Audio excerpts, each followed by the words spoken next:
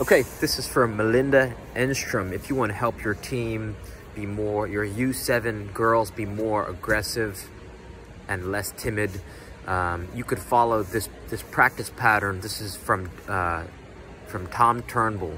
He's my former skills trainer. I started training with him 27 years ago, and the structure is ball skills mastery. Right, you actually warm up. Right, do a light warm up, and then it's ball skills mastery. So you have to look up one ball skill. You could check out Fanta Sista Mickey on Instagram. You could use Cover Coaching, COERVER. Right, so just learn one move for every practice session, and then when you do, each practice, you're going to review the ones in the past, and then you start to add one to the stacks, right? So you're stacking skills, moves on top of each other.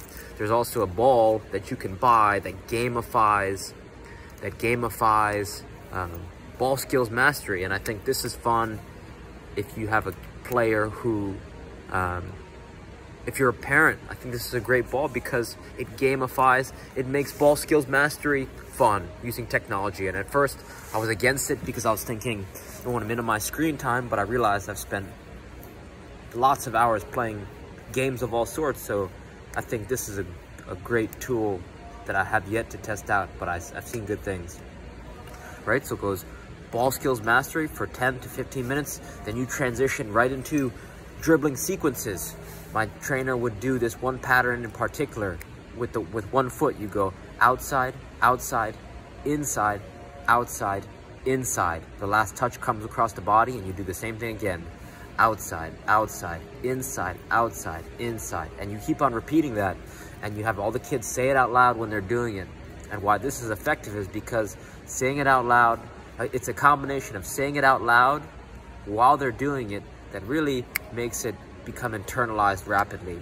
And what this is going to do, it's going to make it so that they don't have to think when they're dribbling on the field.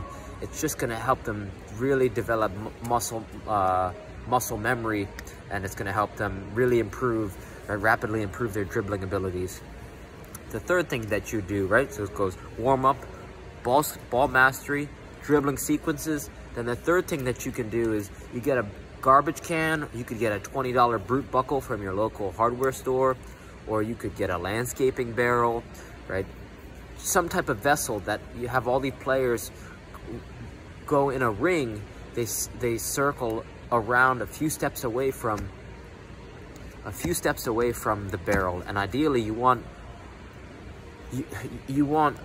your field. It's important that the field is kind of firmer. Ideally, you're playing on turf, because then this will allow the ball to bounce. Because if you've got tall grass with these 7-year-olds, they're going to get discouraged very fast if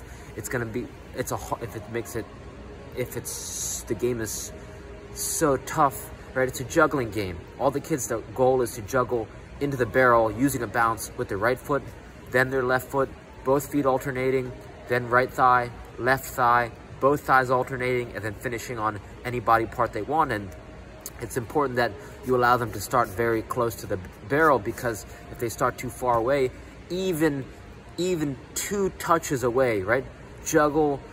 Juggling in, like one touch into the barrel, then left foot into the barrel, then both feet, right foot, then left foot into the barrel, with or without a bounce, whatever they want, because you got to make it challenging enough where, right, if it's too hard, it's no fun, and if it's too easy, it's maybe not fun either.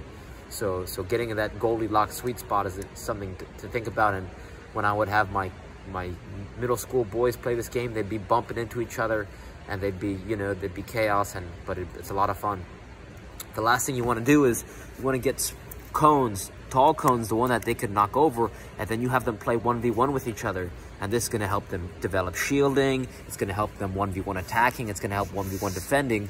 And the way that this is going to help them transition into achieving the goal, which is having them be less timid and be more aggressive on the field, is that they're going to start to develop all these fundamental skills, which are ball skills mastery, and then 1v1 attacking and defending. And you could say that the whole game is